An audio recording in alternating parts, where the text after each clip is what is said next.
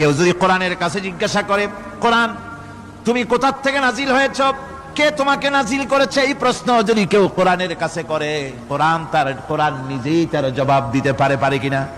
কোরআন নিজেই বলে, তানজিলাম মিম্মান খালাকাল আরদা ওয়াস সামাওয়াতিল উলা।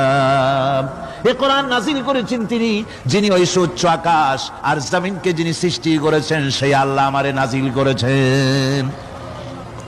কোরআনের কাছে কেউ যদি প্রশ্ন করে, ও কোরআন এই পৃথিবীতে নাজিল হওয়ার আগে তুমি কোথায় ছিলে, কেউ যদি প্রশ্ন করে, কোরআনে কারীম নিজের পরিচয় শোনায়, আমি কোথায় ছিলাম শোনো। বাল হুয়া কুরআনুম মাজিদুন ফি লাউহিম মাহফুজ। বরং এই কিতাব অতীব মর্যাদা সম্পন্ন সুরক্ষিত ফলকে লিপিবদ্ধ ছিল, আমি ছিলাম লৌহে মাহফুজে, সেখান থেকে এসেছি।